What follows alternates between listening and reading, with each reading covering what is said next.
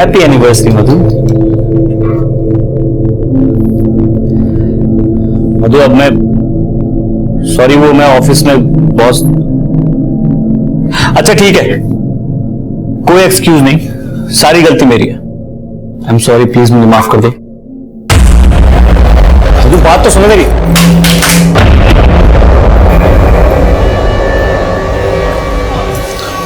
मधु मधु नहीं, मधु नहीं, प्लीज देखो ऐसा मत करो, आज मत उठो प्लीज। मधु आज हमारी एनिवर्सरी है, तुम्हें पता है ना हमने क्या क्या प्लान किया था। प्लीज घड़ी देख रहे हो, 25 मिनट में एनिवर्सरी खत्म होने वाली है। उसके बाद फिर वही जिंदगी, सुबह शाम अकेलापन और फिर रात भर इंतजार और फिर तुम्हारी वही घिसी पिटी सॉरी। तो क्या करूं, नौकरी छोड़ दूं? तुम्हें जो करना है वो करो, मुझे फर्क नहीं पड़ता। मेरी जिंदगी ना शादी से पहले ही अच्छी थी। तुम कहना क्या चाहती हो कि तुमने मुझसे शादी करके गलती कर दी? गलती की है इसलिए तो झेल रही हो तुम्हें। झेल रही हो मतलब? इस घर का रेंट, हमारी फ्यूचर सेविंग, हमारे जो खर्चे हैं, इन सब को मेंटेन रखने के लिए मेहनत करता हूं मैं। तुम्हें क्या लग रहा है मैं बाहर जाकर टाइम पास कर रहा हूं? मुझे क्या पता। हाँ, मुझे सिर्फ इतना पता है कि ऐसे घुटने के लिए मैं अपने पेरेंट्स को छोड़ के तुम्हारे पास नहीं आई थी। और जो मैंने तुम्हारी वजह से अपने पेरेंट्स को छोड़ा है वो नहीं दिख रहा तुम्हें? सब दिख रहा है मुझे। तुम भी अपने घर वालों की तरह ना सेल्फिश हो। नमस्कार, मैं senior inspector Abhimanyu Jindal, crime petrol Dastak के आज के इस एपिसोड में आप सभी का स्वागत करता हूं। आज का हमारा ये एपिसोड एक शादीशुदा जोड़े के बारे में। शुभम और मधु आम शादीशुदा जोड़े की ही तरह इनमें भी नोकझोंक होती थी, मनमुटाव होते थे।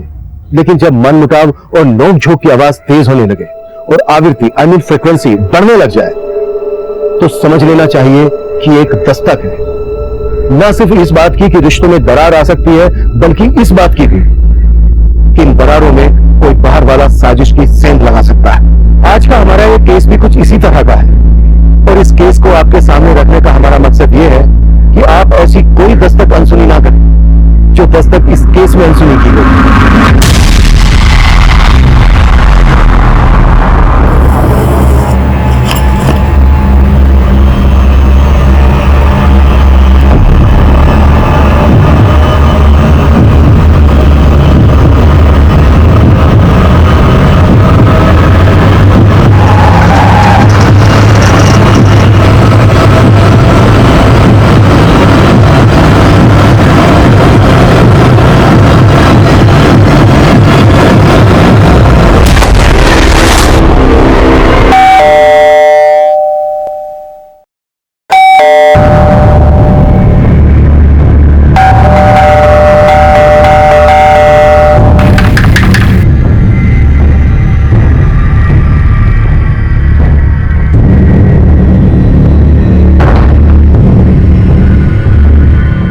मधु,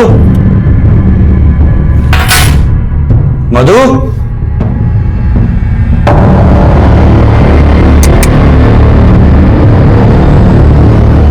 हाँ चली गई है।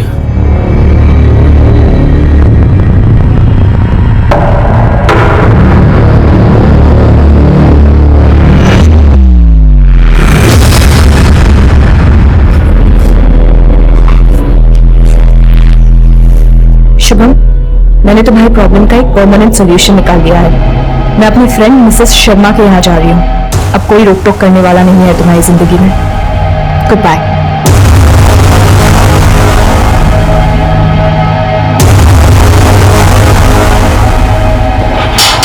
आंटी, आंटी नमस्ते।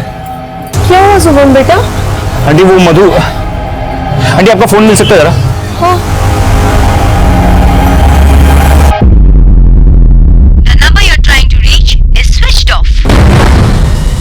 क्या बात है शुभम बेटा, क्या हुआ?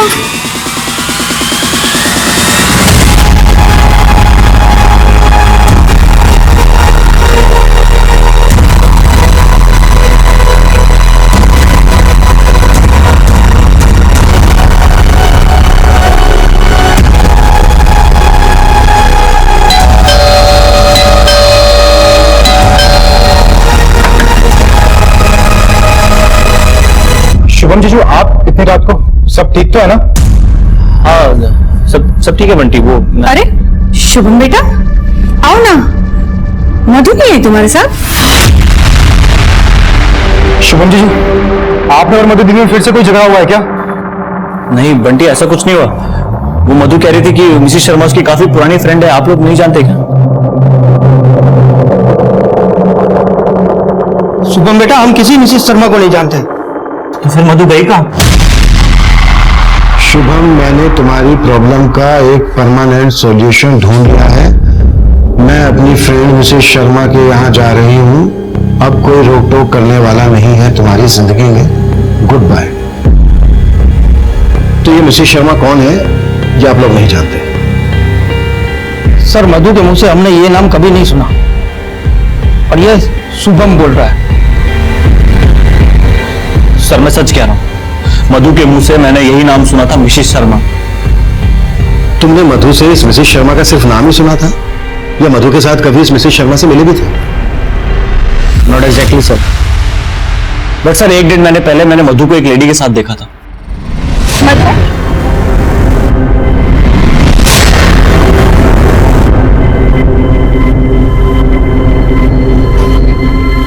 कौन थी वो मधु? कोई नहीं, मिसेस शर्मा थी। मिसेस शर्मा? हाँ, कौन मिसेस शर्मा? तुम नहीं जानते हो, मेरी बहुत पुरानी फ्रेंड है। अगर मधु को कहीं जाना था तुम तुम्हें फोन कर सकती थी, मैसेज कर सकती थी। डिजिटल इंडिया के दौर में तुम्हें लेटर लिख कर जाती है। सर हो सकता है मधु ने मुझे बैंक में फोन किया हो, पर उससे पहले मैं घर के लिए निकल गया हूँ। बैंक में क्यों? तुम्हें डायरेक्ट क्यों नहीं? तुम मोबाइल फोन यूज नहीं करते? करता हूँ सर, पर कुछ दिनों से नहीं कर रहा था। क्यों? वो सर मधु का फोन टूट गया था और वो रिपेयर नहीं हो रहा था। मधु तुम्हारा फोन रिपेयर नहीं हो पाएगा, मैंने ऑनलाइन ऑर्डर कर दिया, कुछ दिन में आ जाएगा। तब तक मैं क्या करूंगी शुभम? बाप रे, माहौल तो बहुत गर्म है। देखो, मजाक मत करो।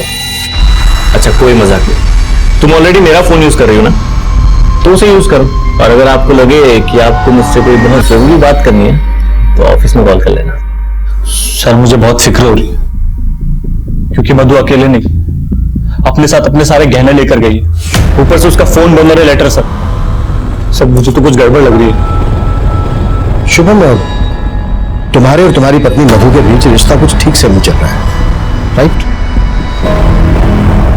सर लड़ाइयां तो मियां बीवी के बीच होती है, मगर सर ऐसा कुछ नहीं हुआ कि मधु मुझे छोड़ के चले जाए। लेकिन ये लेटर तो कुछ और ही इशारा कर रहा है। ऊपर से मिसेस शर्मा नाम का एक किरदार। अगर मिसेस शर्मा वाकई में कोई है तो ढूंढ लेंगे सर आपको लगता है मैं झूठ बोल रहा हूं? सर मिसेस शर्मा है, आप लोग तो कॉल रिकॉर्ड से पता लगा लेते हो ना सर, तो चेक कीजिए, शायद आपको मिसेस शर्मा का नंबर मिल जाए।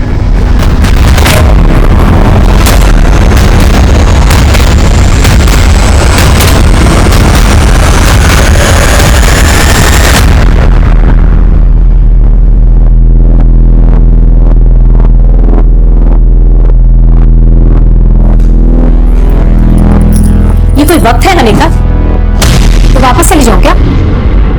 तुझसे तो बात करना ही बेकार है। अब ये अरुण तुझे ऐसे ही घुमाता रहेगा या शादी भी करेगा?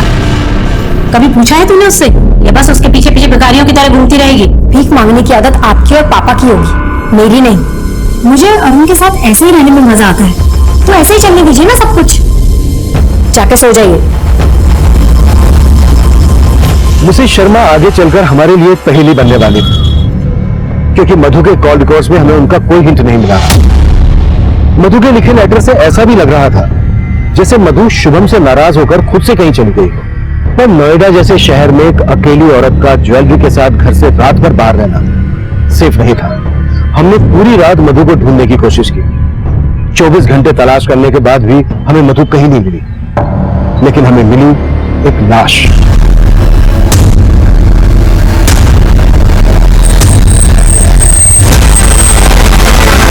पीछे हटिए, पांडे पीछे हटाओ सबको। साई सब पीछे पीछे पीछे पीछे पांडे पीछे। देखो आसपास कुछ मिलता है क्या? गीता हटाओ, बॉडी बाहर निकालो।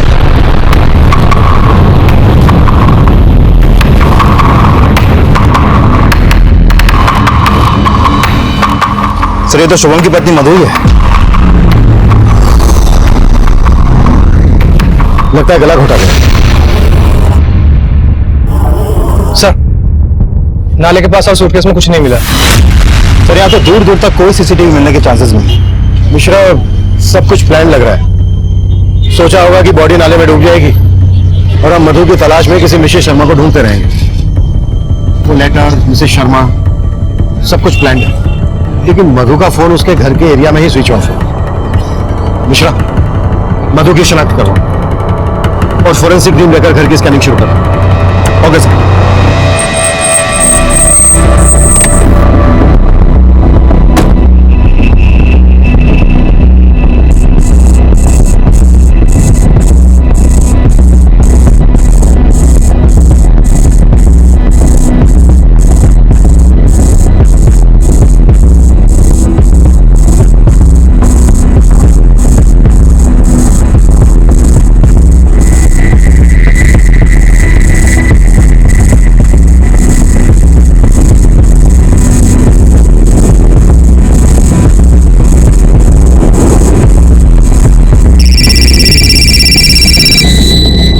सर, शुभम के घर से ऐसा कोई क्लू नहीं मिला जिससे साफ हो कि मधु का मर्डर उसी के घर में हुआ था। शुभम के घर वालों की कुंडलियां निकालो और पिछले दिनों की शुभम की एक्टिविटीज भी पता करो। Okay sir. सर, एक स्त्री वाले का कहना है जिस रात मधु का मर्डर हुआ उस शाम उससे मिलने एक औरत आई थी।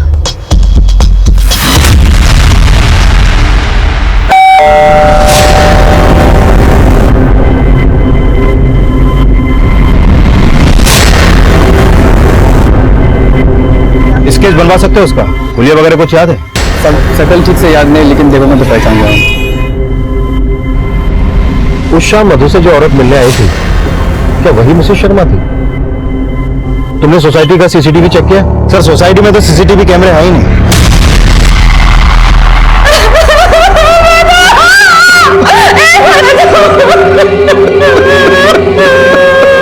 देखिए, हमें मधु की बॉडी इस सूटकेस में मिली। आप लोग पहचानते इसे, बता सकते हैं ये किसका है? ये तो हमारी बेटी मधु का है सर। जब इसे विदा किया था तो वो उसे साथ ले गई थी। अब इसे मैं उसकी लाश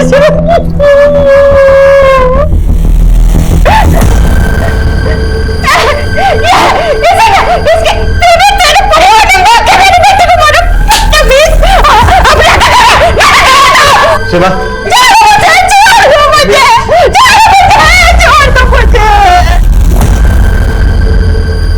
शुभम के पेरेंट्स मधु को पसंद नहीं करते थे। वो लोग उस पर दहेज के लिए दबाव डाल रहे थे। दहेज के लिए? मधु और शुभम की तो लव मैरिज हुई थी ना? हाँ सर। लेकिन शुभम की बड़ी बहन महिमा की शादी नहीं हो रही थी। लड़के वाले दहेज मांग रहे थे और इसीलिए वो लोग मधु पे दहेज के लिए दबाव डाल रहे थे।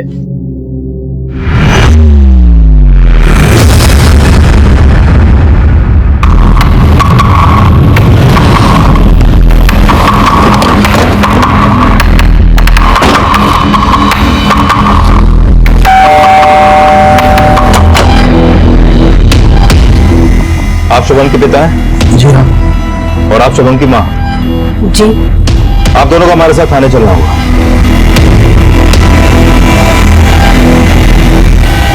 ये आप क्या कह रहे हैं सर? मैं क्यों मारूंगा मधु को? सर मुझसे प्यार करता था, हमारी लव मैरिज हुई थी। सॉरी सॉरी सॉरी मधु, सॉरी, मैं लेट हो गया, सॉरी। क्या सॉरी? कितनी देर लगा दी तुमने? सॉरी बाबा, बैंक में इतना काम पड़ गया था ना। और क्या है, तुम आदत डाल लो। एक तो मेरा काम ऐसा है और शादी के बाद भी तो तुमको मैनेज करना है। शादी? हाँ शादी। अब पहले डेटिंग साइट पे मिले, अब कैफे में मिलने लगे हैं, तो बात तो आगे बढ़ानी पड़ेगी ना। शादी करोगे मुझसे? मधु क्यों मना करती? उसने और उसके माँ बाप ने तो कभी सोचा भी नहीं था कि उन्हें इतना अच्छा लड़का मिलेगा इंटरनेट से, वो भी बिना दहेज के। और यही बात आपको चुभ रही थी, इसलिए दहेज का दबाव डालना शुरू कर दिया आप लोगों ने मधु के माँ बाप पर, है ना? सर, हम कोई दबाव नहीं डाल रहे थे। हम तो सिर्फ संबंधी होने के नाते हमने उनसे 2 लाख रुपयों की मदद मांगी थी, बस। 2 लाख? मधु बेटा, महिमा की जिंदगी का सवाल है। तू अपने मायके से 2 लाख रुपए की बात करेगी ना? बड़ी बहन कुंवारी बैठी रहे, ऐसा अच्छा लगता है क्या भला? सर, मदद तो बहुत दूर की बात, मधु के परिवार वालों ने तो मधु को ऐसी पट्टी पढ़ाई कि उसने तो हमारा घर ही तोड़ दिया। वो तो हमारे बेटे को ही लेकर चली गई। सर 2 लाख की डिमांड ना पूरी करने की वजह से मेरे पेरेंट्स उखड़े हुए रहने लगे थे मधु से। मधु देखो, माँ की बात का बुरा नहीं मानते। महिमा दी की शादी टूटी है अभी, इसीलिए शायद गुस्सा है बस। लेकिन मैं डिप्रेस हो रही हूँ शुभम। अब ये रोज रोज के ताने मुझसे नहीं सुने जाते हैं। तुम तो ऑफिस चले जाते हो और फिर बर्दाश्त मुझे करना पड़ता है। सर, मैंने शुभम की फैमिली के हर मेंबर के कॉल रिकॉर्ड्स निकलवाने के लिए बोल दिए। वैसे सर, शुभम की तरह उसकी फैमिली भी कहानी बनाने में एक्सपर्ट लगती है। उस कहानी का दी एंड हम देखेंगे। सबकी कुलियां निकलवाओ और सबके हैंड राइटिंग सैंपल भी कलेक्ट करो। Okay sir. चलिए लिखिए इसमें जो मैं कह रहा हूं, लिखिए।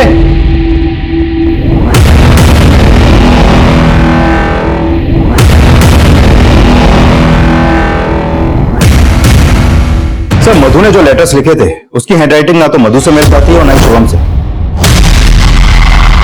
और ना ही शुभम के माँ बाप से।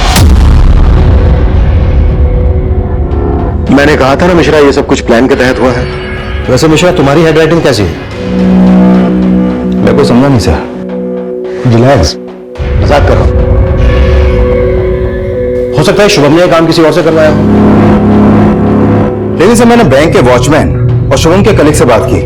वो उस शाम अपने ऑफिस में ही था और रोजाना की तरह अपने टाइम पर ऑफिस से निकला। मुझे शुभम की सुनाई हर कहानी झूठी लग रही है। सर, दहेज शुभम को नहीं, उसके माँ बाप को चाहिए था। तो हो सकता है ये कांड उसके माँ बाप ने किसी के थ्रू करवाया हो, या ये भी हो सकता है कि शुभम और उसके माँ बाप इन सब ने मिलकर यह कांड किया हो। लेकिन किसी के भी खिलाफ अभी तक हमें कुछ मिला नहीं है। विषय काम करो, फिलहाल इन्हें जाने दो, लेकिन इस सब पर नजर रखना। और उस औरत का पता चला जो दिन मधु से मिलने आई थी उसके घर? नहीं सर, अभी तक तो नहीं, लेकिन कोशिश जारी है।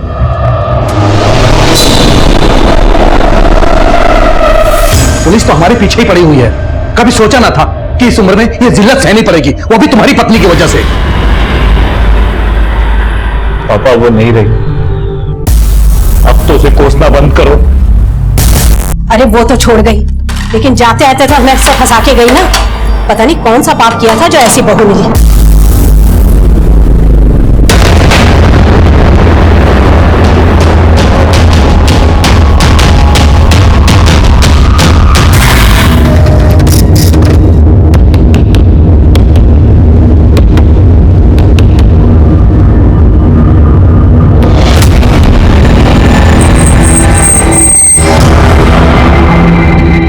हाँ सर, यही औरत है। सर, महिमा शुभम की बड़ी बहन, वही उस शाम मधु के घर पे आई थी। उसकी फोन की लोकेशन भी मधु के घर के आसपास की थी।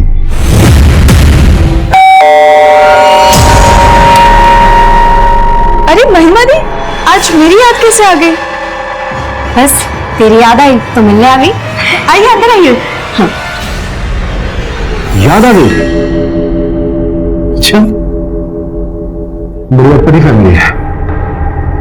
बेटा किसी मिसेस शर्मा की दिन बजा रहा है और माँ बाप अपनी बेटी की शादी टूटने के कारण अपनी बहू और बेटे से बात करना बंद कर देते हैं। और बेटी को अचानक अपनी भाभी पर प्यार आ जाता है और वो उससे मिलने जाती है, वो भी उसी दिन जिस दिन उसकी भाभी का मर्डर होता है। मुझे पता था कि आप लोग मुझ पर ही शक करेंगे। अब अपनी भाभी के घर जाना कुछ गलत है क्या? नहीं, बिल्कुल नहीं। लेकिन भाभी के मर्डर हो जाने के बाद इस बात को छुपाना गलत है। मैंने कुछ नहीं छुपाया आपसे, आप लोगों ने पूछा नहीं इसलिए मैंने आपको बताया नहीं। अच्छा, चलो अब पूछ लेते हैं, क्यों गई थी तुम अपनी भाभी से मिलने? भाभी पर अचानक से प्यार उमड़ पड़ा था, या फिर अपनी शादी टूटने का गुस्सा निकालने गई थी? क्या शुभम की मिसेस शर्मा तुम ही हो? सिर्फ सच सुनना है मुझे।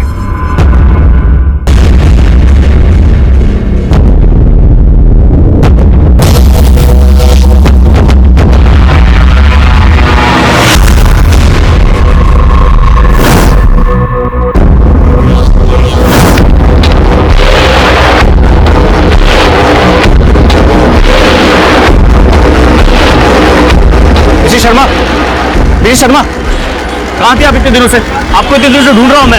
आपको कोई गलत नहीं भाई साहब, मैं तो मिसेस शर्मा नहीं हूँ। देखो ज्यादा बोलो मत, मधु तुम्हारे घर गई थी ना? मैं जानता हूँ सब, अब तुमने ही मारा मेरी मधु को। ये साड़ी मधु की है, मैं जानता हूँ। साड़ी छोड़ो, ये क्या कर रहे हो भाई साहब? देखिए भाई साहब मेरी बात सुनो भाई साहब। अरे भाई साहब मेरी बात सुनो, वो मेरी बीवी को मार के गई है। भाई साहब रुको, रुको, रुको, कहाँ गई? कहाँ गई वो?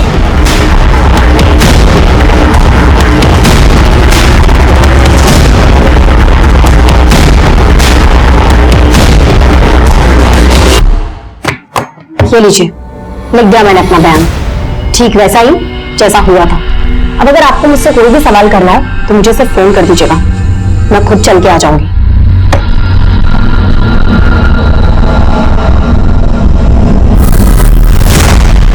अगर तो भरी पड़ी है मैडम, शायद गुस्सा भी इसी तरह से भरा पड़ा हो। बड़ी बहन होने के बावजूद छोटे भाई की शादी पहले हो गई और उसकी वाइफ दहेज लेकर भी नहीं आई, जो मैडम की शादी में काम आ सकता था, जिसकी वजह से मैडम की शादी टूट गई। नजर रखो इस पर। Okay sir. सर सर वो मिसेस शर्मा मिल गई सर। मिसेस शर्मा? हाँ सर। सर उसने मधु की साड़ी पहनी हुई थी जो मैंने उसे गिफ्ट की थी। मधु की साड़ी?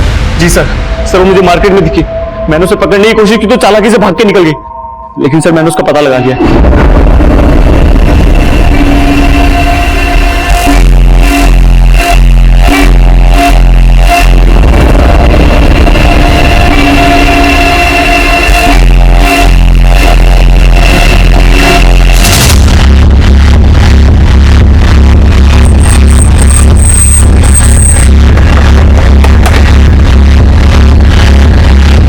सर यही है।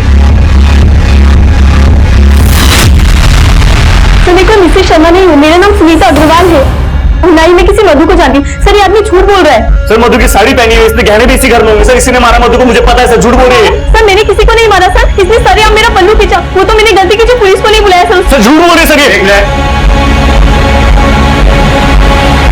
देखिए mrs Sharma, I mean mrs Agarwal, अगर आप हमसे कुछ छुपा रही हैं तो... सर मैं कुछ नहीं छुपा रही हूँ सर, ये साड़ी तो मुझे मेरे हस्बैंड ने गिफ्ट की थी। अब इनकी बीवी के पास भी वैसी ही साड़ी है तो क्या मैं कातिल हो गई? अंडे सर, पर्चा बनवाना। सर कैसा पर्चा?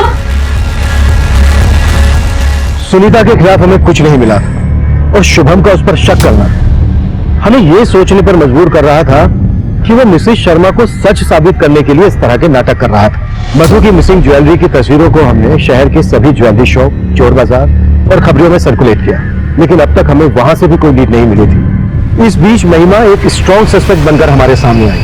साथ ही हमें यह भी लग रहा था कि मधु का मर्डर करके उसकी बॉडी को सूटकेस में डालकर ले जाना, फिर डंप करना एक अकेली औरत के लिए बहुत ही मुश्किल काम था।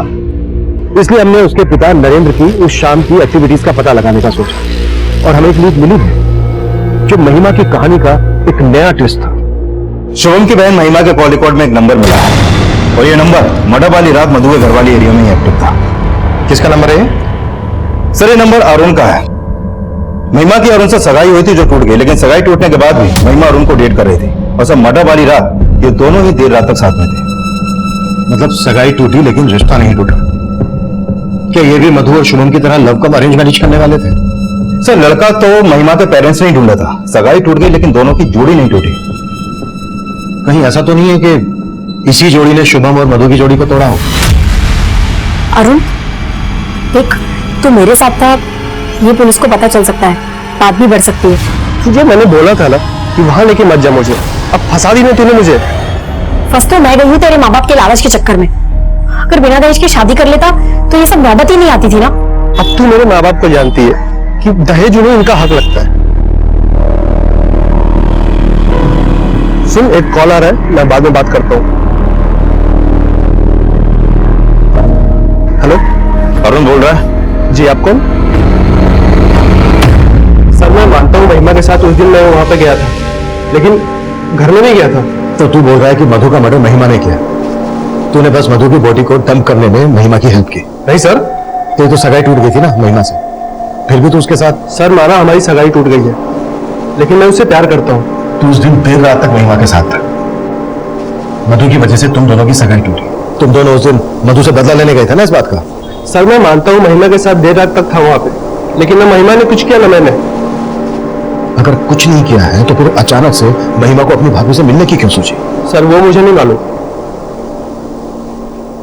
लाइट में देख सर, ऊपर देख,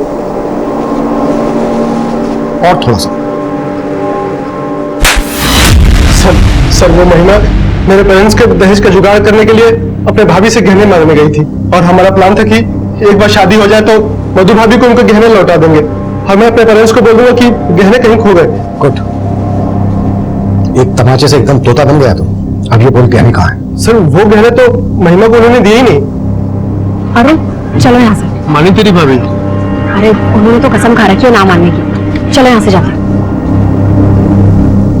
मतलब मधु ने महिमा को अपने गहने देने से मना कर दिया तो महिमा को गुस्सा आया और वो मधु का मर्डर करके ही घर से बाहर आई। सर मुझे नहीं मालूम कि महिमा और भाभी के बीच क्या हुआ था, लेकिन महिमा रात 12 बजे तक मेरे साथ थी। मिश्रा, ये भी कहानी बनाने में एक्सपर्ट है। राइट देख जरा।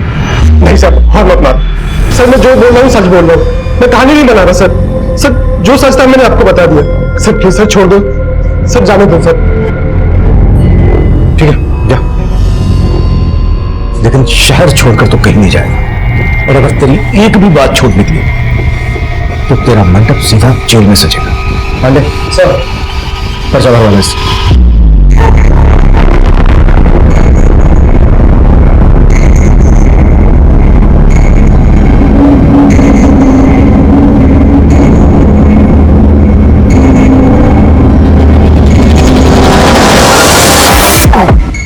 अबे देख के चलना।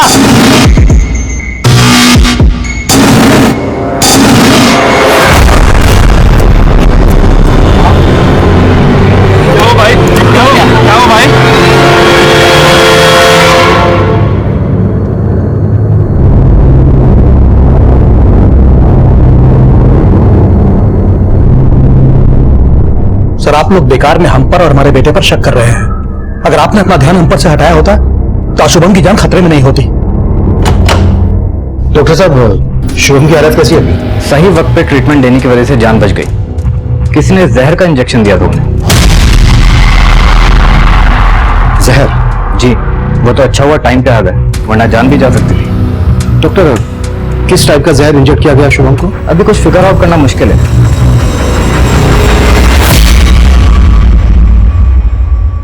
सर मार्केट की सभी सीसीटीवी फुटेज चेक की, लेकिन किसी में भी इस बंदे की शक्ल नहीं दिखाई दी। सर शुभम की बॉडी में जो जहर इंजेक्ट किया गया था वो मेरिकटेक्स और फोटोसिटिक नाम के केमिकल्स को मिक्स करके बनाया गया था। सर जहर लीथल था। मिश्रा, याद है कुछ दिनों पहले इसी एरिया में एक इंजेक्शन गैंग एक्टिव था जो लोगों को सुइयां चुभाकर उनका ध्यान भटकाकर उन्हें लूट लेता था। लेकिन सर ऐसी वारदातों में कोई जहर इंजेक्ट नहीं किया गया था। ये भी तो हो सकता है कि इंजेक्शन गैंग से जुड़े किसी आदमी को शुभम को मारने की सुपारी दी गई। एक काम करो मिश्रा, इस गैंग से जुड़े हर आदमी को राउंड अप करो और शुभम के बैंक कलीग की भी क्वेश्चनिंग करो। हो सकता है ये प्रोफेसर रायवर्दी का केस, हर एंगल इन्वेस्टिगेट करो। Okay sir. शुभम और मधु से जुड़े हर इंसान को हम खंगाल रहे थे और आखिरकार 3 दिन बाद शुभम को होश आया। नहीं सर, मुझे नहीं याद किसने मुझे इंजेक्ट करने की कोशिश की, लेकिन सर एक बार पहले भी मुझ पर मधु पे एक आदमी ने इंजेक्शन से अटैक करने की कोशिश की थी। और ये बात तुमने हमें पहले क्यों नहीं बताई? काफी पुरानी बात है सर। मैं और मधु हमारी फर्स्ट एनिवर्सरी पे डिनर के लिए जा रहे थे।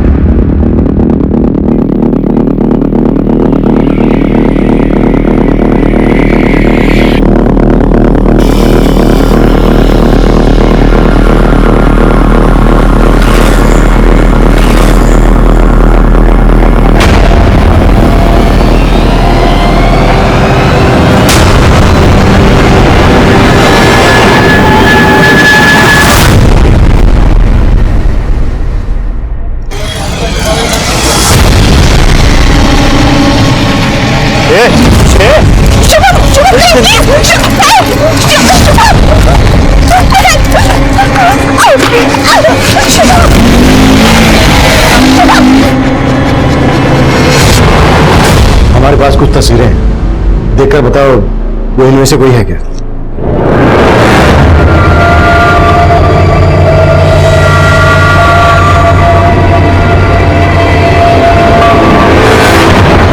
नहीं सर।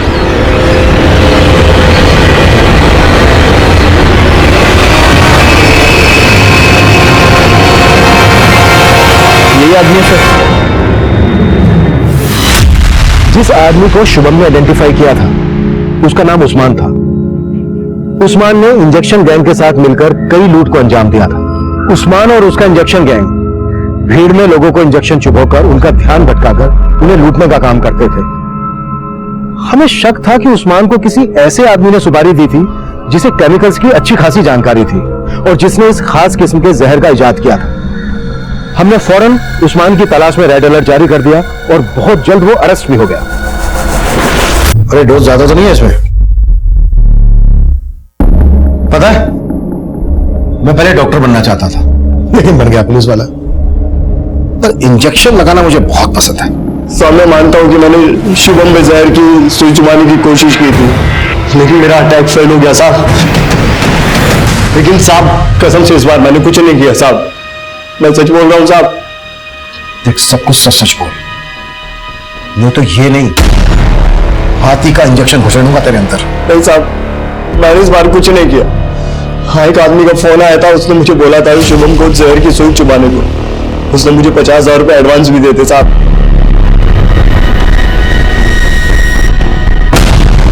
कौन था वो आदमी?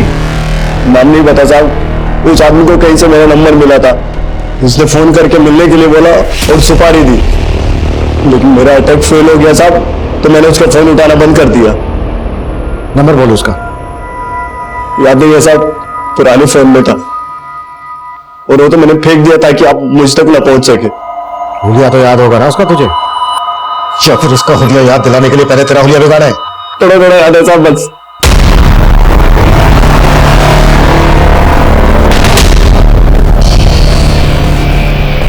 सर, जिस आदमी ने उस्मान को सुपारी दी थी वो आदमी ऐसा दिखता है सर। और ये मधु को नुकसान नहीं पहुंचाना चाहता था। कहीं ये मधु का आशिक तो नहीं था? शुभम, याद करने की कोशिश करो, हो सकता है तुमने ऐसा पहले कभी देखा हो। नहीं सर, ऐसा कोई आदमी याद नहीं मुझे। इसे पहचानते हो? हाँ सर, ये तो गणेश है सर। कौन गणेश? मधु दीदी के कॉलेज में पढ़ता था सर, और ये दीदी से शादी भी करना चाहता था। तुम्हारी हिम्मत कैसे हुई मधु का हाथ मांगने की? अपनी जात देखिए। मधु गणेश से प्यार करती थी और उसने लव मैरिज की शुभम के साथ। हाँ सर, शुभम हमारी जात वाला था, लेकिन गणेश अलग जाति का था। कहाँ मिलेगा ये गणेश? सर मैं मानता हूं कि मैंने शुभम पे अटैक करवाया था। ये ले 50,000 रुपए एडवांस। इस लड़के पे सुई घुसानी है, ये दवा भर के।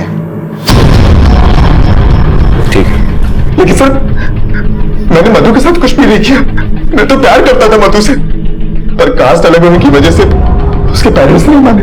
मैंने तो मधु से कहा कि भाग के शादी कर लेते, पर उसने कहा कि वो अपने पेरेंट्स को मना लेगी, लेकिन ऐसा कुछ भी नहीं हुआ। फिर मेरे पेरेंट्स ने मेरी शादी अदिति के साथ करवा दी।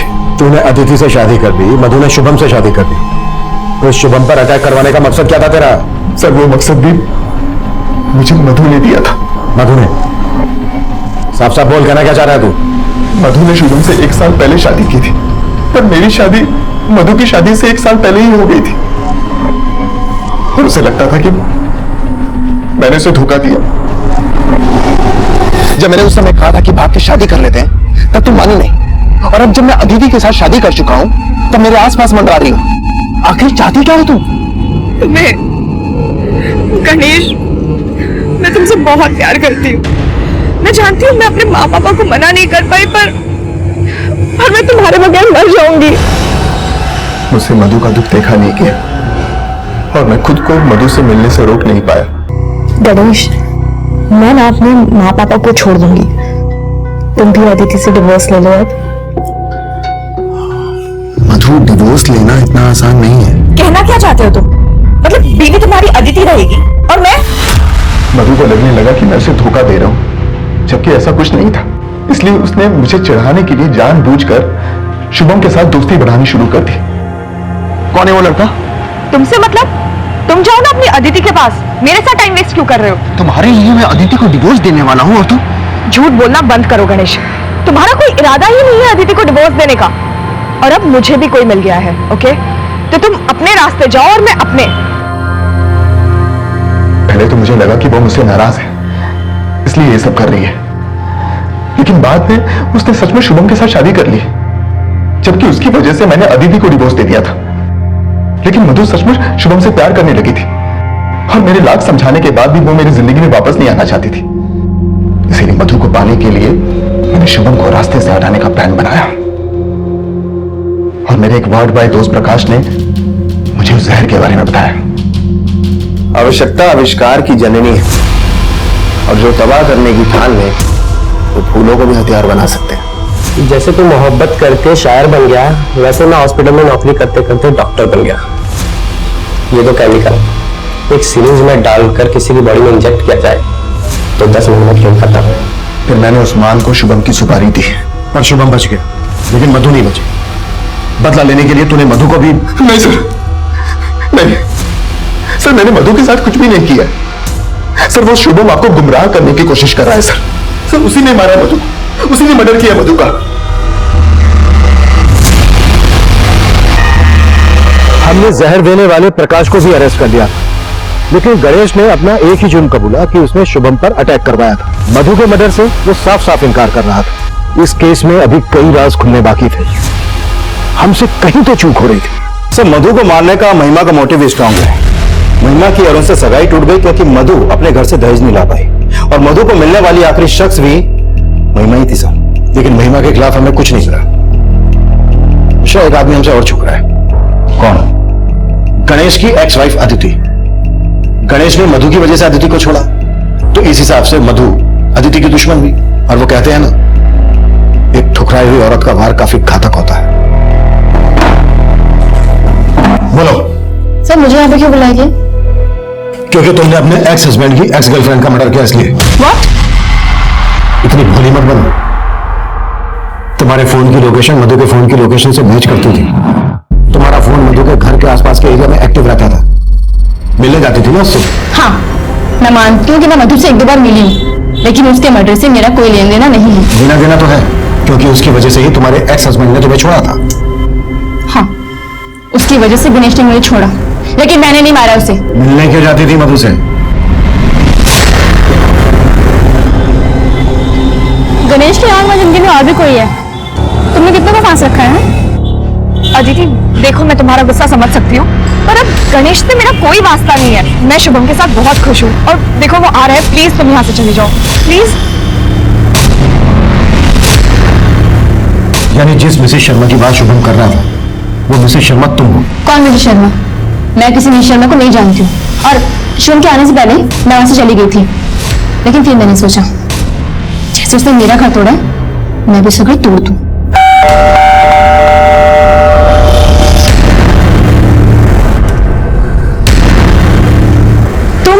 यहाँ तुमसे नहीं, तुम्हारे पति से मिलने आई हूँ, ये बताने के लिए कि तुमने मेरी जिंदगी से बर्बाद कर दी। तुम समझ क्यों नहीं रही हो अदिति?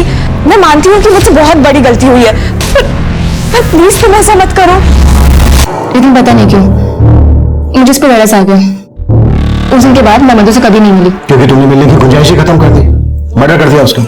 देखिए सर, मैंने ऐसा कुछ भी नहीं किया। सर, बहुत तोड़ने के बाद भी अदिति कुछ नहीं उगल रही है। एक बात तो क्लियर है मिश्रा, मिसेस शर्मा, ये नाम मधु ने शुभम को बताया था, और कातिल ने जो चिट्ठी लिखी है उसमें भी मिसेस शर्मा का नाम है। सर, अदिति शुभम को मधु और गणेश का सच बताना चाहती थी। कहीं ऐसा तो नहीं कि ये सच शुभम को खुद ही पता चल गया और यही मधु के मर्डर की वजह बन गया? वो तो कुछ भी सकता है, लेकिन वो लेटर, उसकी हैंडराइटिंग शुभम की हैंडराइटिंग से मैच नहीं करती। या तो शुभम ने वो लेटर किसी और से लिखवाया, या फिर ये भी तो हो सकता है कि शुभम और अदिति ने मिलकर यह कांड किया हो, अपने अपने पार्टनर से बदला लेने के लिए। पॉसिबल है। या फिर ये कांड किसी तीसरे आदमी ने किया हो सकता है, जिसे इस मिसेस शर्मा नाम की भनक थी। शुभम, महिमा, अदिति, ये सभी हमारे सस्पेक्ट थे, लेकिन किसी भी सस्पेक्ट के खिलाफ हमें कोई ठोस सबूत नहीं मिल रहा था। मिसेस शर्मा, इस काल्पनिक नाम का इस्तेमाल उस लेटर में हमें भटकाने के लिए किया गया था, लेकिन इस कत्ल का मास्टरमाइंड अब भी हमारी गिरफ्त से दूर था। हम सभी ज्वेलरी शॉप पर नजर रखे हुए थे, लेकिन कातिल मधु की ज्वेलरी बेचने सामने आया ही नहीं। शायद वो इस केस के ठंडे होने का इंतजार कर रहा था, और हमने भी वही किया, इंतजार।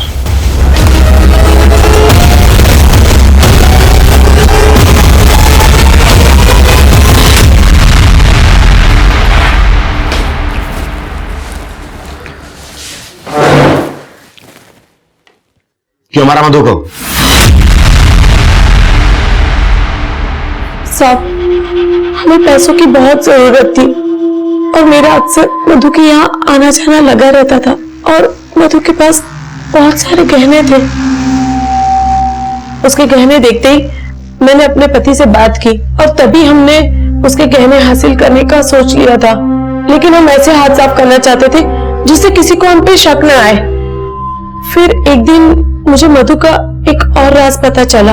अदिति देखो, मुझे पता है कि मुझसे बहुत बड़ी गलती हो गई है, पर क्या बात है मधु, सब ठीक है ना?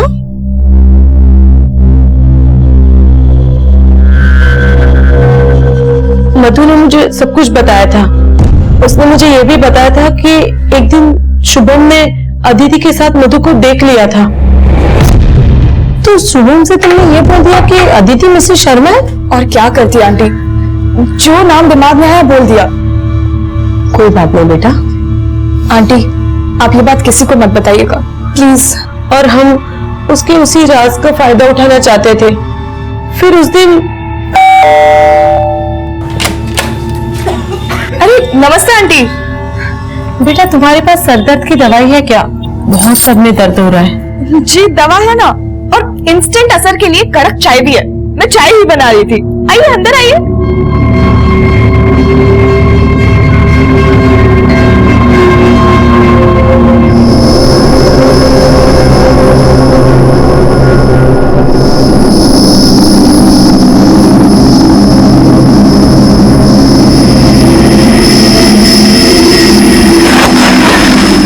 इतनी रिस्पेक्ट करती थी तुम दोनों की, इतना भरोसा करती थी तुम दोनों पर, और तुम लोगों ने चंद पैसों के लालच में अपनी बेटी की उनकी लड़की को मार डाला। ये मत सोचना कि उम्र देखकर कोई रियायत मिलेगी।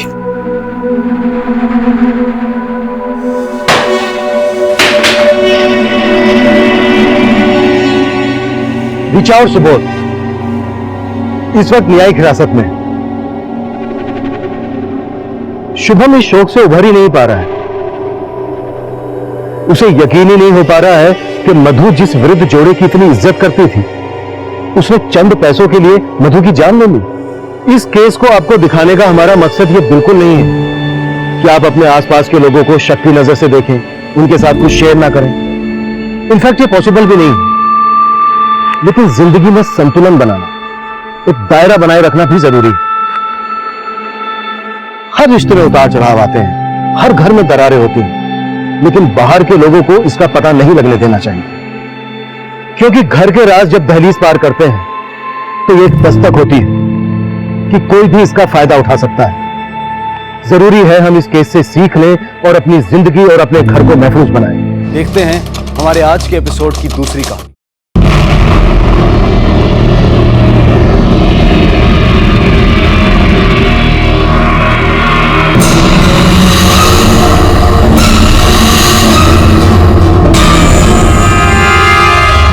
नमस्कार, मैं सीनियर इंस्पेक्टर सुनील केलकर आप सबका स्वागत करता हूं क्राइम पेट्रोल दस्तक के इस भाग में। उस वक्त मेरी पोस्टिंग सातारा में थी।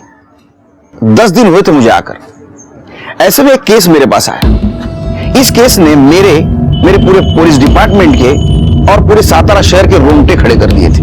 दिन दहाड़े प्राची नाम के टीचर का किसी ने सर काट के मर्डर कर दिया था। कौन थी ये प्राची? क्या ये कहानी? कैसा गया पेपर?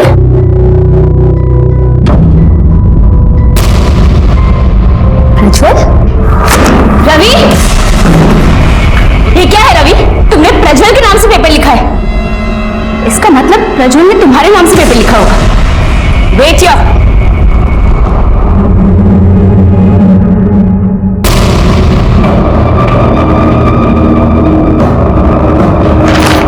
What's this? तुम इतने अच्छे स्टूडेंट हो रवि, प्रज्वल जैसे बिगड़े हुए लड़कों की हेल्प करोगे तो फिर जिंदगी में आगे कहां जाओगे? Sorry ma'am.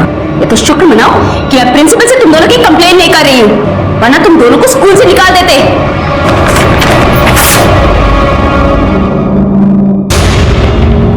स्कूल से तो आपको निकलना चाहिए प्राची जी। आपने आंसर शीट फाड़ने की हिम्मत भी कैसे की? सर, वो लोग चीटिंग कर रहे थे। तो आप न्यायाधीश हो, आपको पता है ना प्रज्वल आनंद सुरवे का बेटा है।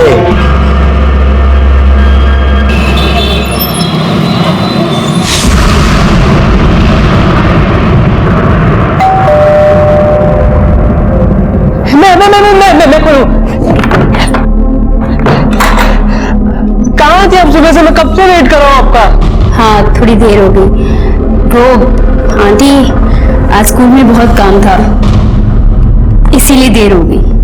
मेरा एग्जाम था सुबह, आपने मेरे पूछा भी नहीं।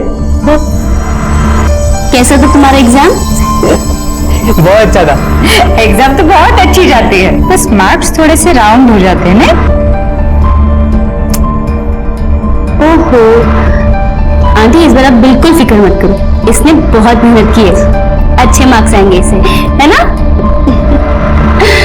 Good boy.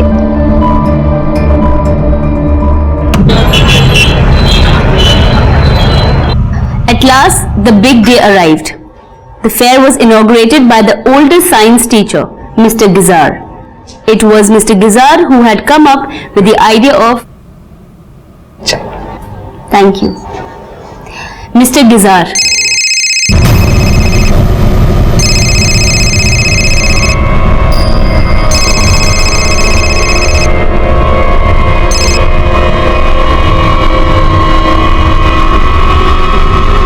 मिस, आपको भी कोई परेशान कर रहा है?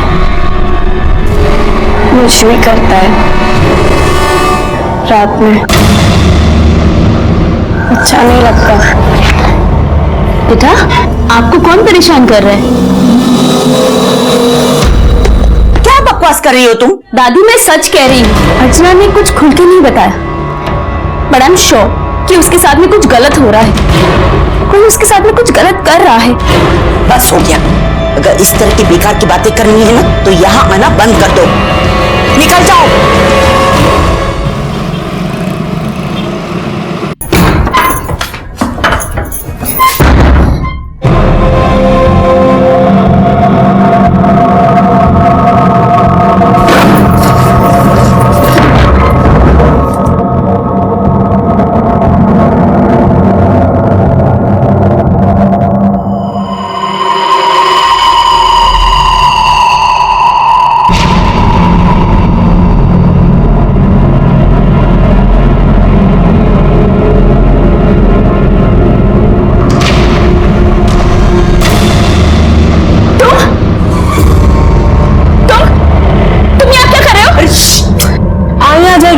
आप सो जाओ, बुलाओ भाई को, आप सो जाओ। निकलो, हटो ऐसे। हाँ चलो निकलो, निकलो इस बार। अरे सोना, मुझे सोना आपके साथ। तो निकलो ऐसे मैं कह- सोना, गोपी छोड़ो मुझे। सोना। ये क्या कर रहा है? हाँ? जहाँ पर क्यों मारा इसे? ये मेरे साथ जबरदस्ती करने की कोशिश कर रहा था। मेरा बेटा ऐसे कर ही नहीं सकता, समझी तू? कुछ भी मत बोल। क्या बात कर रहे हो आंटी? आपने खुद देखा है ये जबरदस्ती करने की कोशिश कर रहा है। क्या करा तुझे? बहुत हो गया, निकल यहाँ से। तेरा बोरिया बिस्तर ले और अभी के भी जा। चल तू भी चल, माफ कर दे। चल आंटी। प्राची काम के लिए सातारा में थी, लेकिन उसे बहुत सारी एडजस्टमेंट प्रॉब्लम्स हो रही थी, लेकिन वो एक समझदार लड़की थी और ऐसी लड़कियां हजार मुश्किलें आने पर भी हार नहीं मानती। लेकिन इसके बावजूद भी उसके साथ जो कुछ हुआ उसकी कल्पना भी नहीं कर सकते। अरे ये आपने क्या किया प्राची मैडम? मैंने वही किया जो मुझे करना चाहिए था और जो मुझे सही लगा। Good morning teacher. आप लोगों को क्या लगता है कि आप लोग ये घटिया खेल खेल कर मुझे चुप करा देंगे? अब आपका वो सगा देखो कि मैं क्या करती हूँ।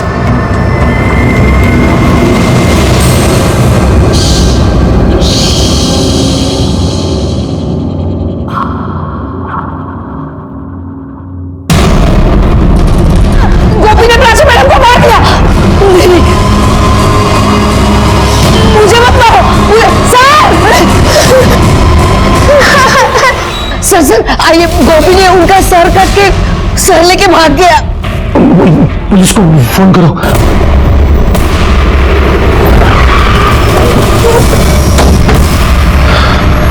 आइए सर, इधर।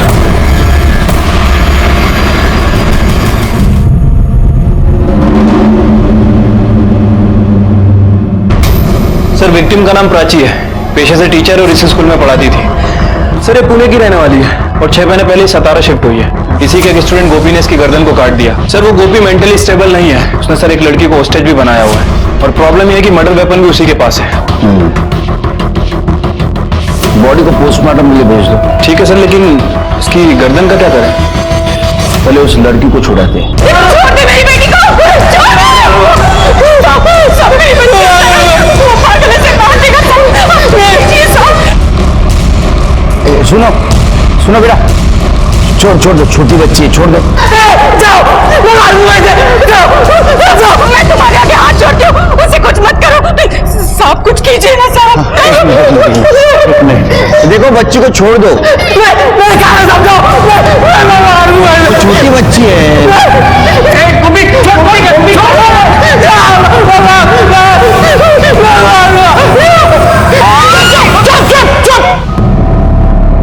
गोपी ने क्या बोला? शांत रहने को बोला तुमको? चुप बैठ जाओ, चलो निकलो यहां से। शिरके लेके जाओ इनको। चलो चलो चलो चलो चलो जल्दी, चलो निकलो, चलो जल्दी। शांत। सर, इसके पैर पे गोली मारते सिचुएशन 2 मिनट में कंट्रोल में आ जाएगी। पागल है क्या शिरके? पहले इस तलवार से एक लड़की की जान गई है, हमारी जरा सी गलती से इस छोटी बच्ची की भी जान जा सकती है। तो गोपी के घर वालों को इन्फॉर्म करो। ठीक है। आप शांत हो जाइए, पैनिक नहीं होना, कुछ करते हैं। आप दोनों मेरे साथ आइए। सर, प्राची बहुत ही अच्छी लड़की थी, और ये गोपी इतना बड़ा हो गया फिर भी 7वीं में लटका पड़ा है। इतनी बार सोचा उसे स्कूल से निकाल दूं, लेकिन उसकी आई का सोचकर तरस आ गया। ये गोपी का प्राची के साथ कुछ झगड़ा था? नहीं सर, एक्चुअली प्राची पिछले हफ्ते तक गोपी के घर पे रहती थी एज अ पीजी, लेकिन एक रात अचानक उसका मुझे फोन आया। हाँ प्राची। हेलो सर, मेरे को कोई दूसरी जगह चाहिए रहने के लिए। प्राची, रात को 12 बजे हैं और इस समय तुमने? सर, गोपी ने मेरे साथ में जबरदस्ती करने की कोशिश की। जब मैंने अपोज किया तो उसकी आई ने मुझे बोल दिया कि मैं इस घर से निकल जाऊं। अब इस समय में मैं क्या करूं? सर, उसके दूसरे ही दिन मैंने प्राची को अपने घर के पास एक घर किराए पे दिलवा दिया। सर, ये लड़का कुछ बताना चाहता है, बोलो। सर, आज सुबह मैंने गोपी को प्राची मैम के साथ बदतमीजी करते हुए देखा। आपको सॉरी बोलने के लिए मैं आपके लिए लाया। पहन के दिखाइए ना, मस्त है। गोपी, तुम अपने क्लास में जाओ। मैम पहने ना, मुझे देख रहा है आपको पहनते हुए, मस्त ड्रेस है, आपके लिए लाया। समझ नहीं आता तुम्हें मैं क्या कह रही हूँ? चुपचाप अपनी क्लास में जाओ, वरना ना मैं प्रिंसिपल को कंप्लेन कर दूंगी, स्कूल से निकाल देंगे तुम्हें।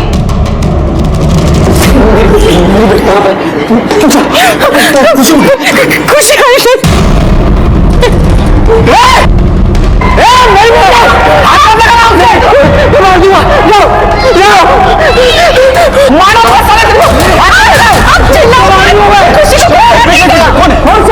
कौन है आप? कौन है आप? गोपी बेटा सुनो, मेरी बात सुनो, शांत हो जाओ। कोई कुछ नहीं करेगा, मैं हूं ना, कोई कुछ नहीं करेगा। तुम दरवाजा खोलो। सर, बाथरूम में शूज, बैग और यूनिफॉर्म मिला। इसके ऊपर भी नहीं और इसके ऊपर भी ब्लड के निशान नहीं दिख रहे। इसको फॉरेंसिक के लिए भेज दो। सर, आप यहाँ पे गप्पे लड़ा रहे हो? मेरी बेटी को मार देगा उसे। मेरी बेटी को मार रहा है। सुनिए, सोचा ना आपने?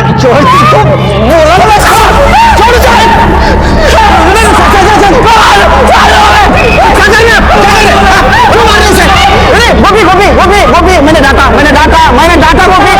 क्या मैंने डांटा, शांत हो जाओ। मैंने डांटा, शांत हो जाओ। क्या कर रहे हैं आप? आपकी बच्ची की जान खतरे में, गुस्से में कुछ भी कर देगा वो। आप कुछ कीजिए। अरे आप बात क्यों करें? गोली मार दीजिए उसे। लेके जाओ, गड़बड़ करेंगे। सबसे पहले जिस औरत ने देखा था उसको बुला। सर, मैं चिल्लाई ना तो वो तलवार लेके मेरे पीछे भागा। फिर उसने वो खुशी को क्लासरूम के अंदर खींचा और अंदर से खुद को बंद कर लिया। आपने देखा उसे प्राची का गला काटते हुए? हाँ, मैंने खुद देखा, उधर ही थी मैं। उसे प्राची मैडम का गला काटा। उसने उस वक्त शूज पहने थे? इतना ध्यान नहीं गया साहब।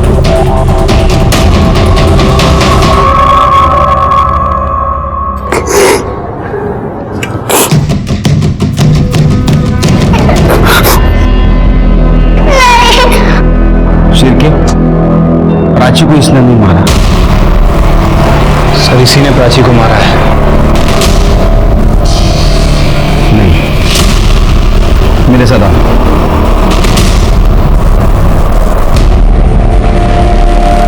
खोलो।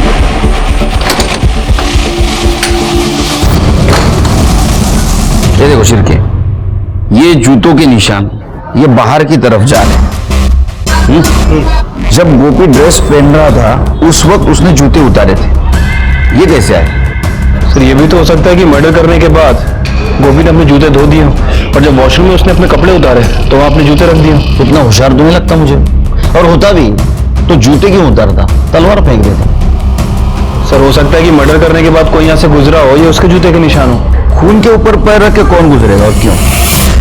सर वो लक्ष्मी कह रही थी कि उसने ये सब अपनी आंखों से देखा है। मुझे यकीन नहीं उस पर। एक काम करो, मेरा शर्ट लेके आओ गाड़ी में से। जी साहब। मम्मी एक मिनट सर। गोपी दरवाजा खोलो। नहीं शांत हो जाओ। मुझे पता है तुमने प्राची को नहीं मारा था, और मुझे ये भी मालूम है तुम खुशी को भी नहीं मारोगे, है ना? और मैं सब लोगों को समझाऊंगा, सबको बताऊंगा कि प्राची को तुमने नहीं मारा। क्या लगा यहाँ तमाशा चल रहा है? चलो निकलो यहाँ से। चलो, उसको तकलीफ मत दो। आप भी जाइए।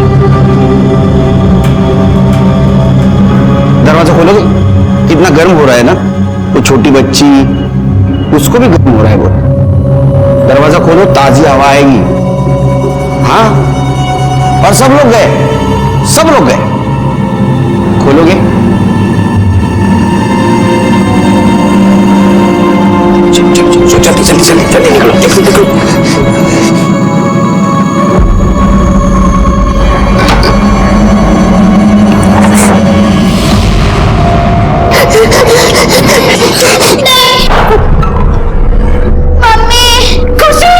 एक मिनट आगे बढ़ाना, मैं मार डालूंगा इसको। गोपी एक मिनट गोपी क्या करता है? सबको बहुत बड़ी गलती हुई है।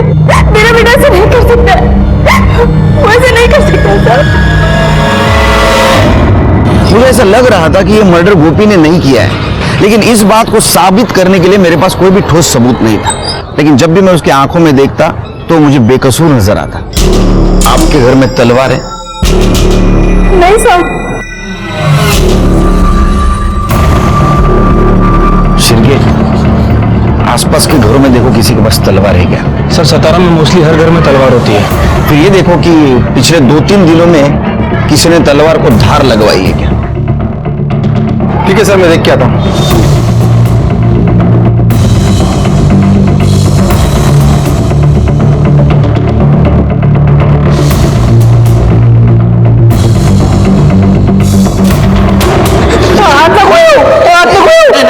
नहीं, मैं अकेले आ रहा हूँ गोपी। हाँ, मैं यहाँ कुर्सी डाल के बैठूंगा, किसी को आने नहीं दूंगा। हाँ, चलो निकलो यहाँ से, चलो जाओ। बेटा छोड़ दे उसे। इतने प्राची ने हमको क्यों निकाला? मर गई ना प्राची ने। गोपी, तुझे पता है प्राची को किसने मारा? जिसने भी मारा ना, मैं उसे मार डालूंगा। हाँ, लेकिन तूने देखा? मैं मार दूंगा उसे, छोड़ूंगा नहीं। सब मेरा बेटा ऐसा नहीं कर सकता, वो तो प्राची को बहुत पसंद करता था। हाँ माँ, बस अभी घर ही पहुंची हूँ, करती हूँ फोन। क्या माँ बोल रही हूँ ना, करती हूँ आपको फोन। हाँ ठीक है। नहीं मैं आपसे नहीं कह रही थी। ठीक है ओके माँ, बाय। सोइए ना। जहाँ पर क्यों मारा इसे? ये मेरे साथ जबरदस्ती करने की कोशिश कर रहा था। बहुत हो गया, निकल यहाँ से। तेरा बोरिया बिस्तर ले और अभी के अभी जा। उस दिन से मुझ पर बहुत गुस्सा है, रोज झगड़ा करता है। कल तो मुझसे पैसे भी लेकर गए प्राची को गिफ्ट देने के लिए। अगर प्राची को गोपी ने नहीं मारा तो किसने मारा? चलिए, प्राची का मोबाइल और पर्स लेकर ठीक है सर। कर दे। 3 चम्मच शक्कर वाले कौन से? ये। और 1 चम्मच ये। वो भी तुम्हारे लिए चाय। मुझे नहीं चाहिए।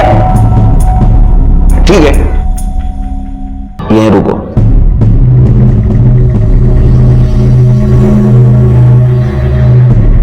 मीठी एकदम। तुम्हें तो माँ ने बताया होगा किसी भी अच्छे काम की शुरुआत मीठे से होनी चाहिए। आज तो हमारे दोस्ती की शुरुआत हुई है, कुछ मीठा तो होना चाहिए। लोगे?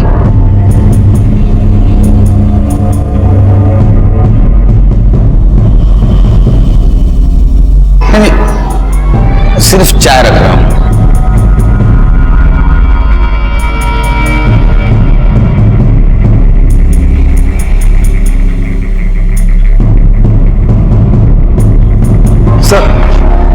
सर एक मिनट।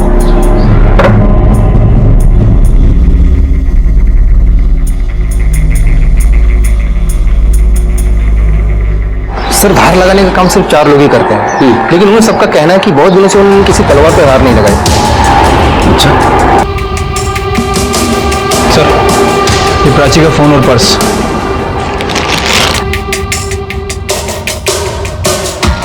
लास्ट कॉल प्रिंसिपल का। ये बोलो, ये क्या है? ये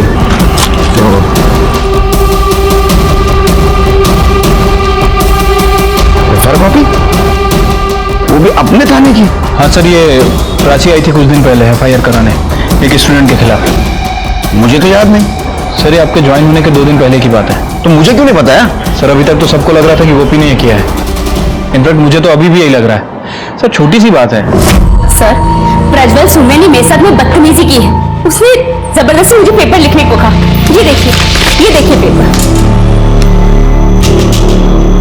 सर प्रज्वल के पिता अनंत इस शहर के बहुत बड़े आदमी हैं, और जब हमने उनसे पूछताछ की तो क्या बकवास है ये? एग्जाम के अगले दिन ही मेरा बेटा अपनी मौसी के घर चला गया दिल्ली, फिर वो यहाँ प्राची को परेशान कैसे कर सकता है? देखिए वो सब ठीक है, लेकिन आपके बेटे के खिलाफ कंप्लेंट आई। मेरे बेटे के खिलाफ कोई भी कंप्लेंट करेगा और आप मान लेंगे? पहले कार्रवाई कीजिए, बिना सबूत के मेरे सामने खड़े होने का नहीं। सर मैंने प्रज्वल के टिकट भी चेक किए थे, 7 दिनों से वो दिल्ली में ही था। उसके CDR रिपोर्ट निकाले थे? नहीं सर, मामूली सी बात है। मामूली सी? ये मुझे तो नहीं लगती मामूली सी। उसके कॉल रिकॉर्ड चाहिए मुझे, और CCTV फुटेज स्टेशन का उस दिन का। तो प्रज्वल उसके बाप को बुलाओ। ठीक है सर।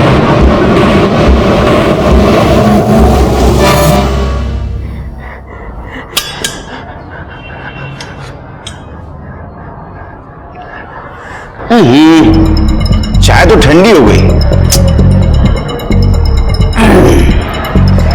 सर तुमचा टिफिन आलाय। अरे वाह, टिफिन भी आ गया, क्या बात है।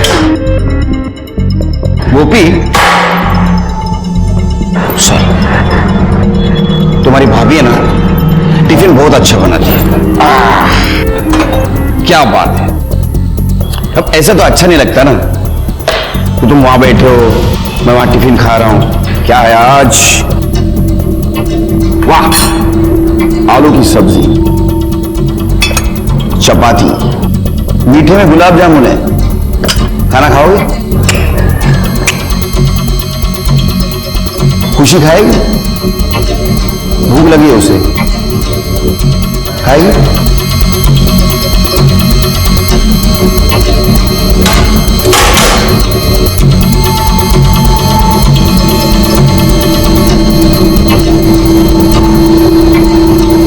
लो,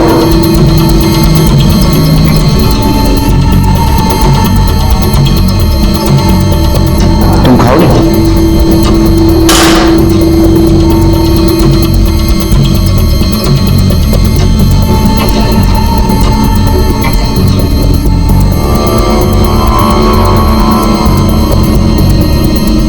कुछ बेटा बैठो।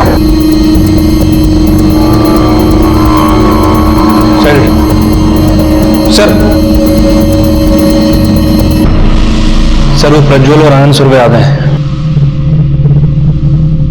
बेटा आराम से खाना खा लेना। हाँ खुशी, चाहिए तो लेना।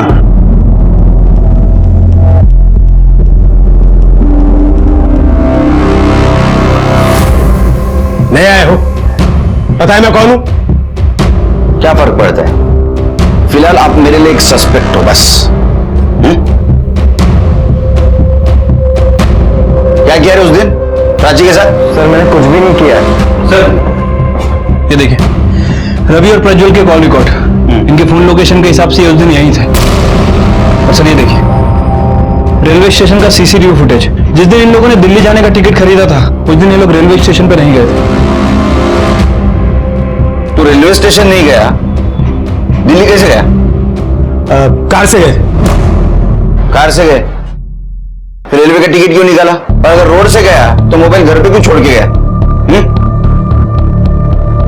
इधर बेटा, इधर आ।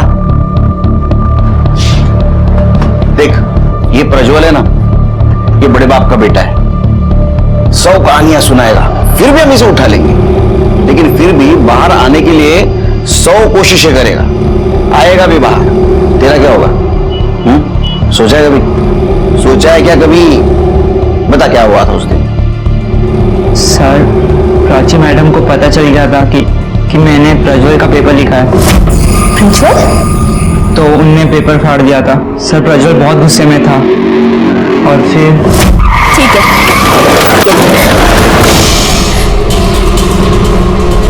तुम और ये क्या बदतमीजी है? हाँ मैडम, अब तो सरकार ने भी कह दिया कि शिक्षा का हक सबको है, तो क्या मैं अकेला अनपढ़ बैठूं? हाँ, अरे पढ़ाई करना है, डॉक्टर बनना है मेरे को। पढ़ाई नहीं करूंगा तो फिर बाप का नाम रोशन कैसे करूंगा? हाँ, ये पेपर पकड़ और ये मेरा पेपर तू लिखेगी। तुम्हारी जो गुंडागर्दी है ना, ये मेरे सामने नहीं चलेगी, समझे?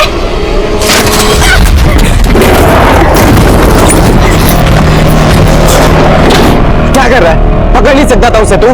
यार तू ये सही नहीं कर रहा है। चल बैठ अंदर। अरे बाप रे, इतना गुस्सा? फिर तो मौके का फायदा देख के तूने प्राची को मार दिया होगा। सर नहीं, मैंने प्राची मैडम को नहीं मारा। जूते निकाल, जूते उतार। अरे उतार जल्दी जूते, टेबल पे रख।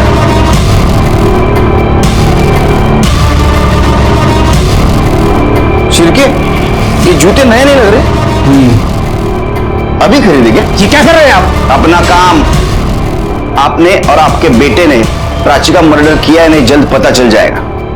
फिलहाल हम इन दोनों को प्राची को अगवा करने के जुर्म में अरेस्ट कर रहे हैं। शिरके, लेके जाओ इन दोनों को। ये टिफिन है ना, बड़े सामने उठाने के लिए बोला।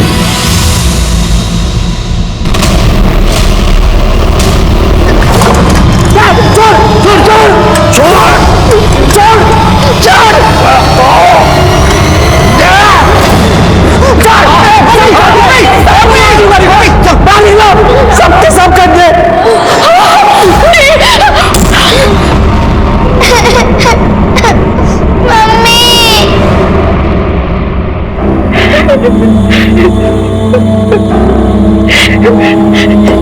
क्या मेरी बेटी ने क्या बिगाड़ा था उसका? क्या बिगाड़ा था? मेरी बेटी तो खुद अपने कपड़ों से जूझ रही थी। सगाई हो गई थी उसकी, शादी होने वाली थी, लेकिन 8 महीने पहले एक कार एक्सीडेंट में उसके मंगेतर की मौत हो गई। इसलिए वो पुणे से सातारा चली आई।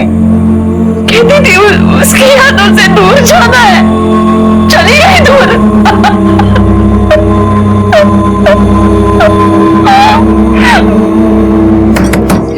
खुशी, खुशी बेटा तुम ठीक हो ना? जाओ सब यहाँ से, कोई मत आओ इधर। तुम करने क्या कर रहे हो तुम? चलो निकल पीछे, क्या कर रहे हो? गोपी बेटा, मैं हूं, दरवाजा खोलो। मैं नहीं खोलूंगा, सब झूठ बोल रहे हैं। वो करने रहे हो तुम यहाँ से, जाओ। लगाया ना अपना दिमाग? हाँ, क्या जरूरत थी जाने के अंदर? सर मेरे साथ चलिए ना, कुछ इंपॉर्टेंट है। ध्यान रखो, दिमाग मत लगाओ। हाँ?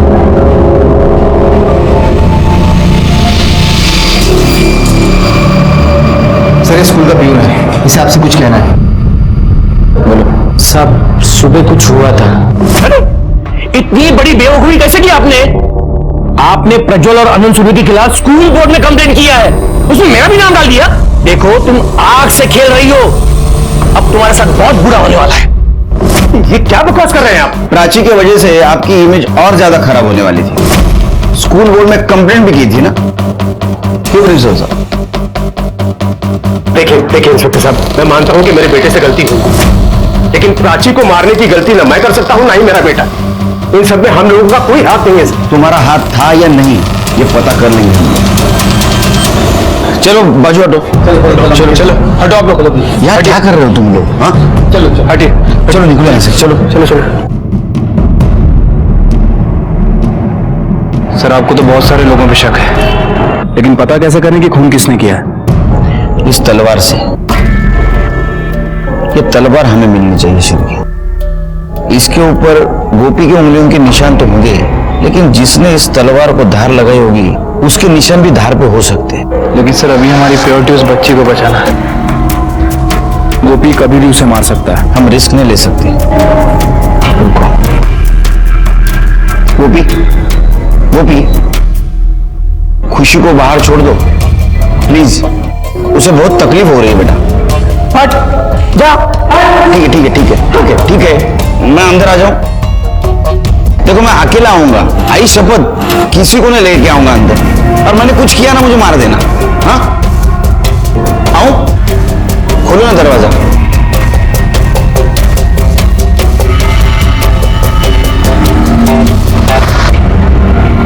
प्लीज।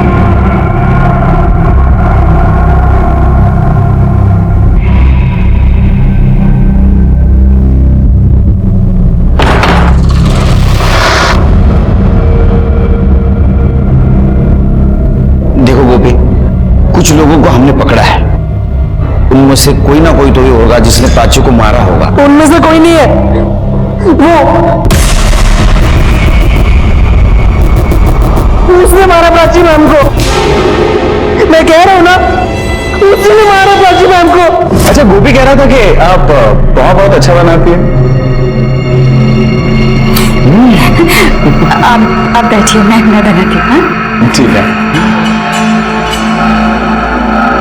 मैं आया अभी।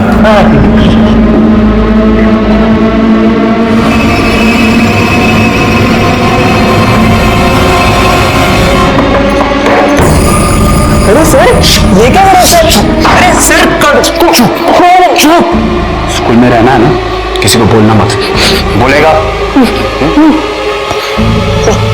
आज रात ठीक 11 बजे मैं वापस यहाँ पे आऊंगा। बाहर का दरवाजा खोल के रखना, वरना स्कूल से निकाल दूंगा तुझे।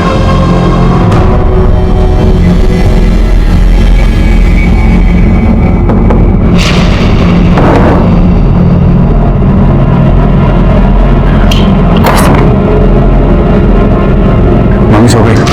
हाँ सब सो गए।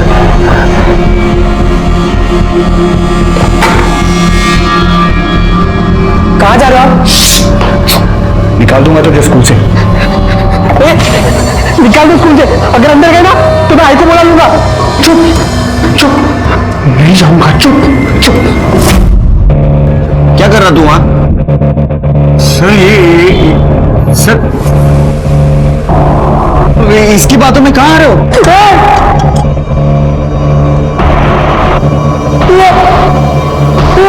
गड़ी आपको नहीं थी ना? गड़ी कर लिया। तेरे सुन, किसी को बताना मत, मैं यहाँ आया था, ठीक है?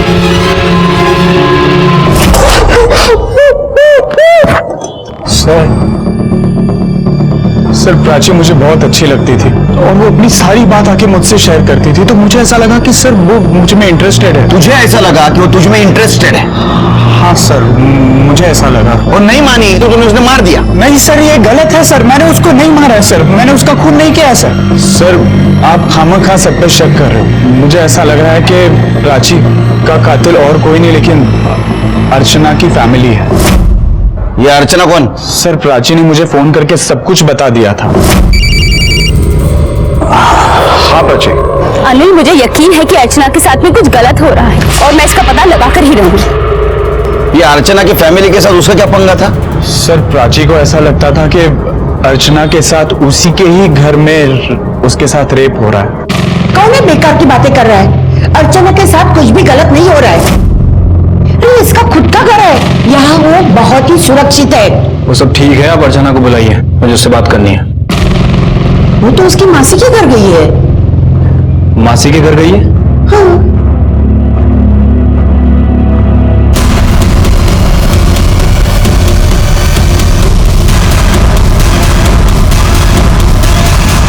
ये ढाल के साथ तलवार भी होती है ना? कहाँ गई तलवार? वो अर्चना उसे बार बार निकालकर उसके साथ खेला करती थी, तो मैंने नौकर से कहकर वो हटा दी है। कहीं चोट लग गई तो?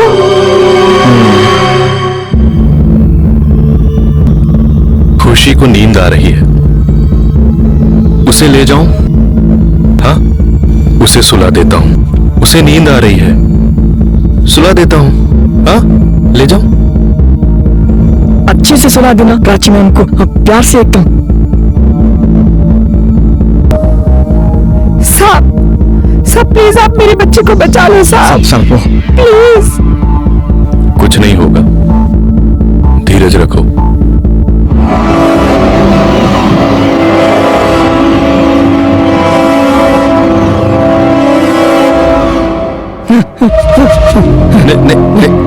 नींद आ रही गोपी? नहीं, पानी चाहिए। हाँ, पानी। सर बहुत देर हो गई, इसे पानी में नींद की दवा मिलाकर पिला देते हैं। लेके आओ।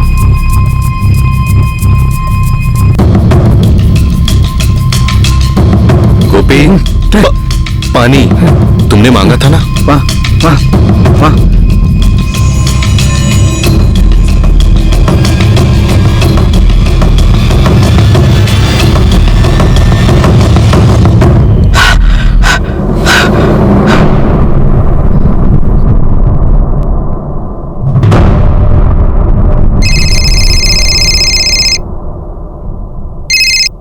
हेलो।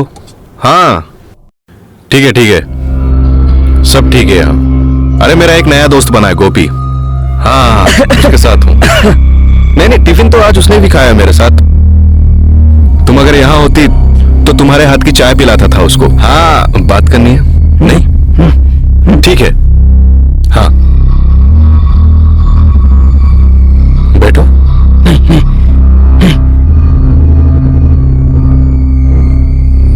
नींद आ रही है उसको।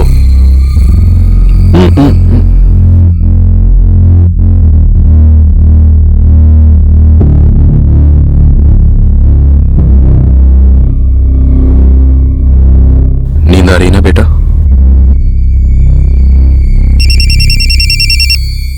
हाँ बोलो। हेलो सर, वो अर्चना अपने घर पे ही है। ठीक है।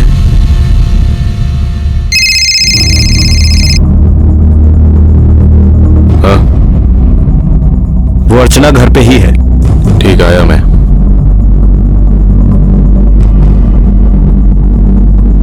आता हूं।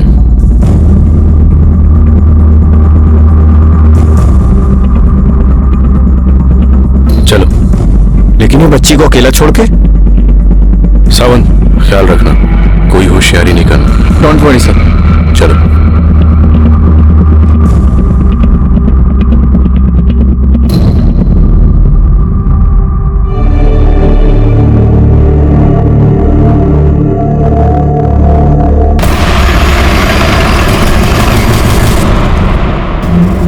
फिर से आ गए?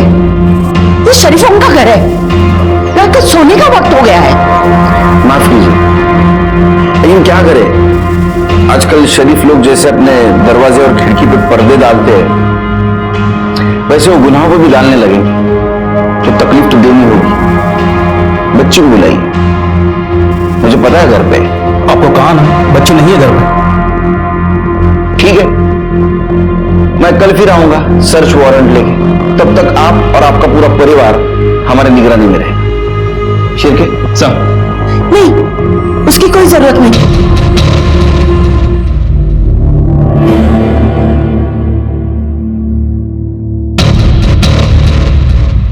आओ बेटा।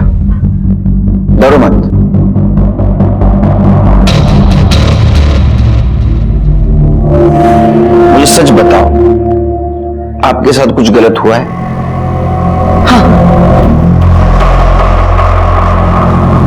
उसके साथ बहुत ही गंदा हुआ हमारे नौकर माधव ने किया। ये बात घर से बाहर न जाए इसलिए हमने प्राची को नौकरी से निकाल दिया और माधव को भी काम से निकाल दिया। बस आपके पोती के साथ नौकर ने रेप किया और आपने सिर्फ उसे नौकरी से निकाल दिया? पुलिस में कंप्लेंट नहीं की? क्यों? पुलिस में देने से उल्टा हमारी बेटी का भविष्य खराब हो जाता, इसीलिए हमने बात को दबा दी। आपको पता है माधव कहां रहता है? यह बात तो साफ हुई थी कि प्राची का मर्डर गोपी ने नहीं किया, लेकिन यह हो सकता है कि अगर समझो गोपी को गुस्सा आ जाए तो खुशी को नुकसान पहुंचाएगा। वो तलवार खुशी के गर्दन पे नहीं थी तो हमारे सर पे लटक रही थी। गोपी देखो, हमें तुम्हारी मदद करनी है। अब ये तलवार मुझे दे दो। गोपी, ये तलवार मुझे दे दो।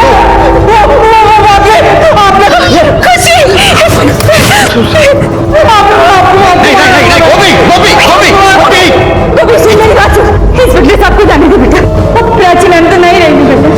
ठीक है, प्राची मैम नहीं रही तो मैं भी नहीं रहूंगा ना। प्राची मैम नहीं तो प्राची मैम की कातिल को सजा दिलानी ना बेटा। मुझे पकड़ आ रहा है ना। देखो, हम सब मिलके उसे सजा दिलवाएंगे, हम सब मिलके सजा दिलवाएंगे। तलवार मुझे दे। हेलो, ओके सर, माधव पकड़ा गया। देखा देखा, प्राची का कातिल पकड़ा गया। वो तलवार मुझे दे दो। तुम आई के बारे में सोचो। तुम आई से प्यार करते हो ना? अगर तुम मर जाओगे तो आई कैसे जिंदगी जिएगी? कुछ सोचा है तुमने? तो तलवार दो मुझे, तलवार दो। आई मेरा गोपी, मेरा बच्चा। एड्रेस ना प्राची मैम के लिए लाया था। वो बहुत अच्छी लगती, सॉरी बोलने के लिए।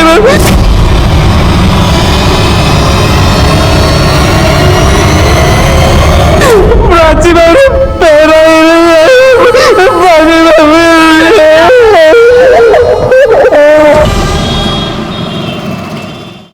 Sir, good news, fingerprint match हो गए।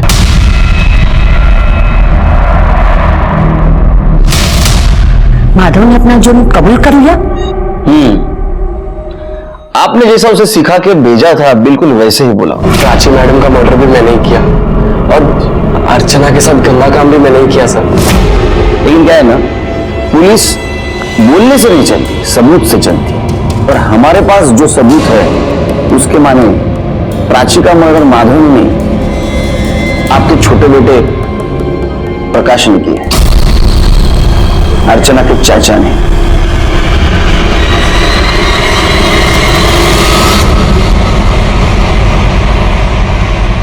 हाँ, मैंने अर्चना के साथ गलत किया था। प्राची को मुझ पर शक होने लगा था। उसे काम से निकालने के बावजूद वो अर्चना से मिलने के बहाने ढूंढा करती थी। बेटा बेटा, मुझे मालूम है कि आपके साथ में कुछ गलत हो रहा है। डरो मत, मुझे बताओ ना, कौन है वो?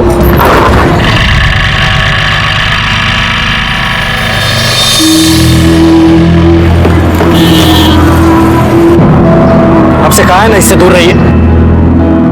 अर्चना चलो। आप लोग इसकी बात दबा क्यों रहे हैं? मुझे तो आप पर भी शक होता है। मुझे डर था कहीं उसे मेरे बारे में सब पता ना चल जाए और वो मेरी पोल ना खोल दे।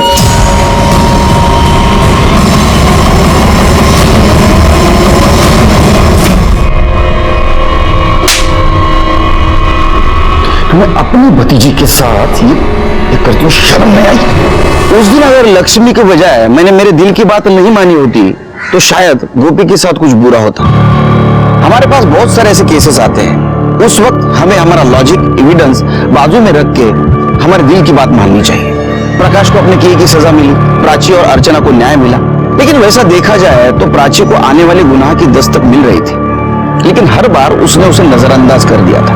अपराधी कभी भी ढिंडोरा पीट कर नहीं आता है, लेकिन आने से पहले गुनाह की दस्तक जरूर देता है। उसे सुनना हमारी जिम्मेदारी है। इसी के साथ मैं सीनियर इंस्पेक्टर सुनील केलकर आप सबसे विदा लेता हूं। फिर मिलेंगे, तब तक के लिए सतर्क रहिए, देखते रहिए क्राइम पेट्रोल 10 तक। मकसद बताना नहीं, बचाना है। जय हिंद। इस तरह के और भी एपिसोड देखने के लिए हमारे चैनल को सब्सक्राइब करें और बेल आइकन दबाना ना भूलें।